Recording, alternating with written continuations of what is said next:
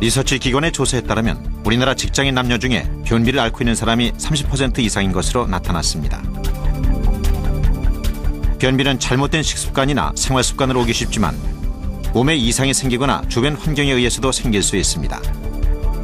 흔히들 변비에 대해 가볍게 생각해 방치하거나 심할 경우 변비약을 먹는데 이것은 장을 자극해 변을 보게 되고 이런 악순환이 대장운동을 억제하여 장무력증에 빠져 만성변비로 발전하게 됩니다. 그리고 가장 큰 문제는 변비가 지속되며 우리 몸에 숙변이 쌓이게 되는 것입니다. 최근 10년간의 암 발병률에 따르면 위암은 11.5% 감소하였고 폐암은 37.5% 증가, 대장암은 무려 115%나 급증하는 것으로 나타났습니다. 또한 대장암으로 인한 사망자도 76%나 증가했는데 이런 추세로 간다면 2020년에는 대장암 발병률이 폐암과 위암을 앞지를 것으로 추측됩니다.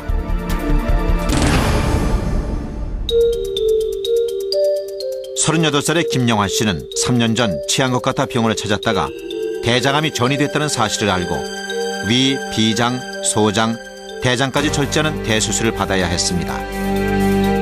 평범한 회사원인 그에게 대장암이 발병한 이유는 무엇일까요? 전문가들의 연구에 따르면 대장암의 발생에 영향을 미치는 것은 환경인자의 비중이 크다고 합니다.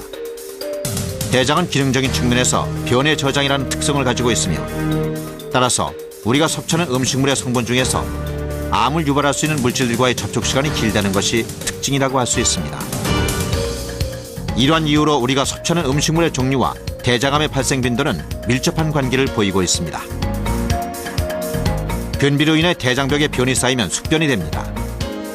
대장의 기능은 소화된 음식물로부터 수분 및 미량의 영양소를 흡수하는 것인데 대장의 숙변으로 뒤덮이게 되면 몸에서 흡수하는 것은 바로 독소입니다.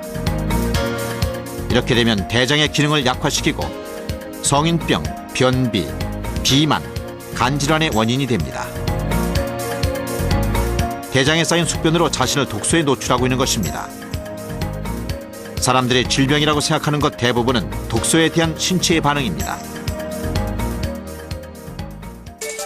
혹 다음 증상을 겪으신 적이 있으신가요?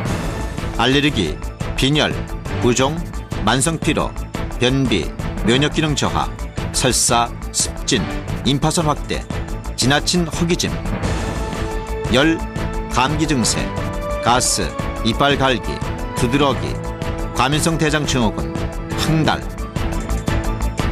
관절 및 근육통, 불안함, 발진, 눈의 충혈, 수면장애, 체중 증가, 체중 감소. 우리가 살다 보면 한 번쯤 겪어보았을 이러한 증상들은 모두 몸 안의 독소에 의해 오는 신체의 반응입니다.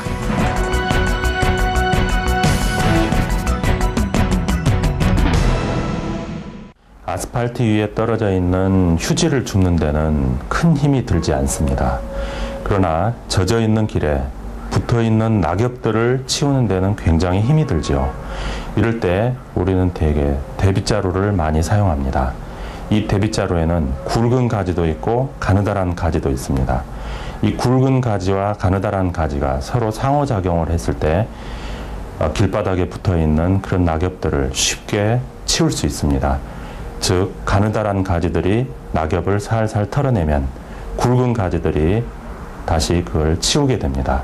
이처럼 굵은 가지와 가느다란 가지가 서로 상호작용을 했을 때 충분한 청소 역할을 하듯이 우리의 창자도 똑같은 이치라고 볼 수 있습니다. 우리의 창자도 끈적거리는 여러 가지 물질 또는 노폐물 이런 것들이 덕지덕지 달라붙어 있을 수 있습니다. 이런 것들을 치우는 데는 대빗자루 역할을 하는 섬유질이 굉장히 필요합니다. 이 섬유질에는 두 종류가 있습니다. 물에 잘 녹는 섬유질 그리고 잘 녹지 않는 섬유질. 이 두 가지의 작용이 서로 아주 이상적인 배합이 되었을 때 큰 역할을 할 수 있는 것입니다. 이 물에 잘 녹는 섬유질은 물에 풀어져서 여러 가지 중금속이나 또 지방의 흡수를 막아준다거나 콜레스테롤을 흡수를 못하게 한다거나 또 혈당이 올라가는 것을 막아주는 이런 일을 하게 됩니다. 그리고 물에 녹지 않는 섬유질은 대장에 가서 이와 같은 노폐물들을 쉽게 배출할 수 있도록 도와줍니다. 이처럼 물에 잘 녹는 섬유질과 물에 잘 녹지 않는 섬유질이 아주 이상적인 배합을 이루었을 때 정말 큰 장 청소를 할 수 있는 그런 계기가 됩니다. 시중에 나와 있는 많은 제품들이 어떤 한 가지의 성분만을 강조한 것들이 많습니다. 여러분들 많이 마시는 식이섬유 음료 같은 걸 예를 들 수 있는데 물론 효과가 없는 것은 아닙니다. 그렇지만 그것만 가지고는 충분한 효과를 볼 수 없다는 데 문제가 있는 것입니다. 이 물에 잘 녹는 섬유질과 잘 녹지 않는 섬유질이 이상적인 배합이 되었을 때 마치 굵은 가지와 가느다란 가지가 이상적으로 협동을 하는 대비자루처럼 우리 장을 쉽게 청소를 해줄 수 있는 것입니다. WHO에서는 이와 같은 섬유질 음식을 충분히 섭취했을 경우에 대장암을 40% 정도 예방할 수 있다는 보고를 내놨습니다. 이 40%라고 하는 수치는 정말이지 엄청난 것입니다. 이와 같이 섬유질 음식으로 여러분들의 건강을 충분히 지키시기를 간절히 원합니다.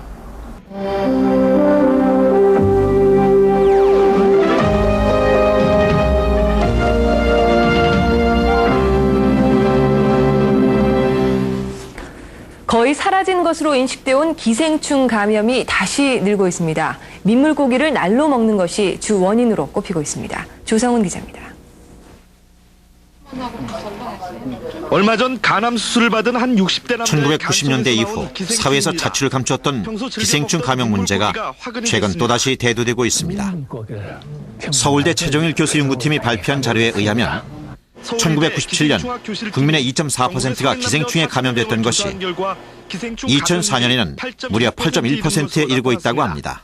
지난 97년에 비해 4배 가까이 늘었습니다. 그렇다면 이러한 기생충은 어떻게 우리의 몸에 들어오게 됐을까요? 기생충은 사람과 애완동물들의 몸에 얹혀 사는 미생물입니다. 물론 애완동물에게도 구충제를 먹이고 사람들도 구충약을 복용하지만 문제는 이러한 기생충들이 30%는 눈으로 볼 수 있으나 70%는 눈으로 식별할 수 없고 무려 100여 종류의 미생물들이 우리의 몸에 얹혀 살고 있다는 것입니다. 자기 자신은 아무리 좋은 약을 복용해도 다른 사람 또는 애완동물과의 접촉에 의해 기생충이 전염될 수 있으며 우리가 먹고 마시는 과일, 채소, 물, 공기로 인해 전염될 수도 있습니다.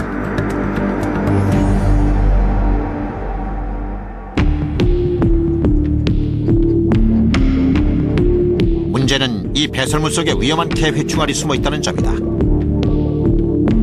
개회충은 개의 소장에 기생을 한다. 보통 10마리에서 많게는 30마리까지 사는 것으로 알려져 있다.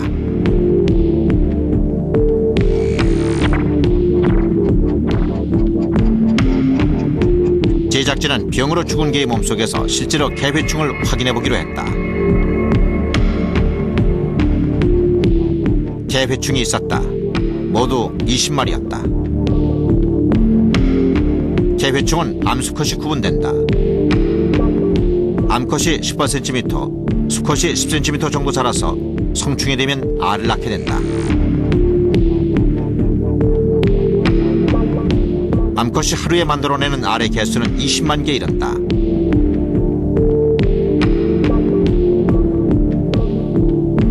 알 하나의 크기는 60마이크로미터. 털에 묻어도 보이지 않는 아주 미세한 크기다.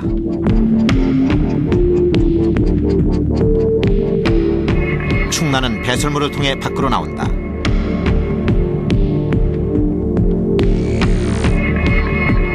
충난들은 배설물이나 흙 속에 있다가 사람이나 동물의 입을 통해 몸속으로 들어가게 된다.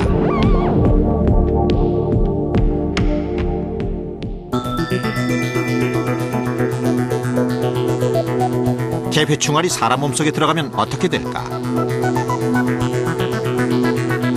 먼저 실험용 쥐에 충난을 투여해보기로 했다.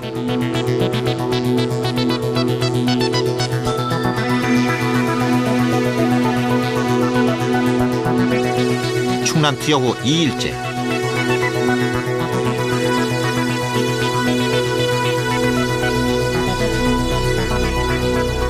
쥐 한 마리에서 변화가 나타난다.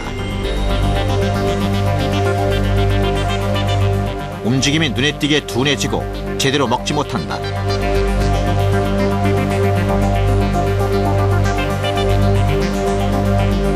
쥐의 몸 내부 상태를 알아보기도 했다.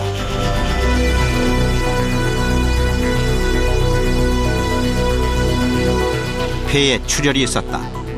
기생충이 뚫고 지나갔기 때문이다. 일주일 후 과연 개회충은 어디까지 이동을 했을까? 쥐의 뇌 조직을 검사했다.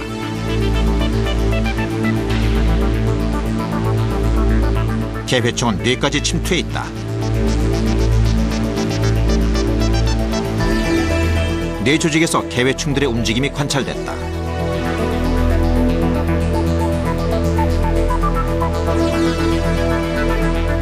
사람의 경우 입을 통해 들어간 회충란은 위에서 알을 깨고 나온다.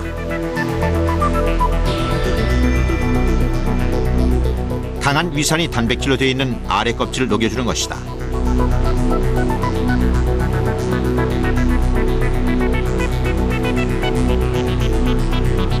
어린 개회충은 림프액이나 혈액을 타고 움직인다. 혈액이 흐르는 몸 구석구석 어디든지 파고든다.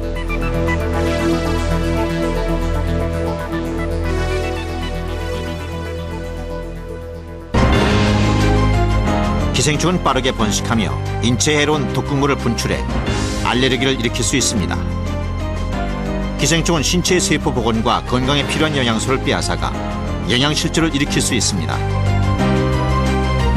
기생충으로 인해 목숨을 잃을 수도 있습니다. 세계보건기구는 전 세계 인구의 25%가 만성대장 기생충에 감염돼 있다고 추측하며 이는 성장, 영양소, 그리고 어린이 발달에 악영향을 줍니다.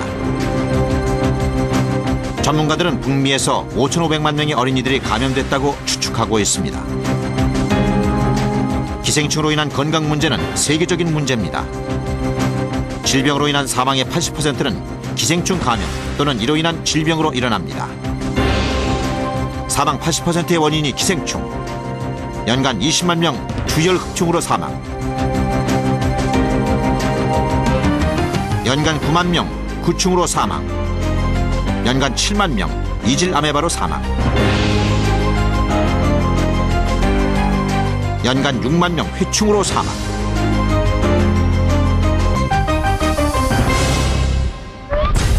이러한 기생충은 동물의 몸속에 서식하며 육류 제품에서 쉽게 발견됩니다. 하지만 채식주의자도 노출되어 있는 건 마찬가지입니다. 우리가 대부분 익히지 않고 먹는 야채와 과일 속에도 눈으로는 전혀 판별할 수 없는 수많은 기생충들이 서식하고 있습니다. 미 의사협회는 이런 발표를 했습니다. 애완동물은 사람에게 우정과 믿음을 주지만 인간에게 해로운 해충에 감염시키기도 합니다. 크리프토스포리지움은 흔히 크립토라고 부르는데 이는 위장과 장에 매우 해로운 병균입니다. 미국 미러키주에서 40만 명 크립토 감염. 구토와 함께 여러 가지 치명적인 증상을 갖고 오는 이 기생충의 원인은 놀랍게도 우리가 매일 접촉하고 마시는 수돗물에서 비롯된 것이었습니다. 기생충의 수명은 아주 깁니다. 2차 대전 당시 아시아와 남태평양에서 근무했던 군인들은 50년이 지나도 아직 감염돼 있습니다. 기생충학협회에 의하면 인체에는 바이러스, 박테리아, 곰팡이균을 제외하고도 100가지 이상의 기생충이 살고 있습니다. 애완동물에게 한 가지 이상의 기생충은 쉽게 발견되며 이 기생충 역시 다른 기생충의 숙주입니다. 이제 확실히 아셔야 할 부분이 몇 가지 있습니다. 당신 몸에는 한 가지 또는 그 이상의 기생충이 살고 있을 겁니다. 그리고 이 기생충은 당신의 건강을 위협하고 있습니다.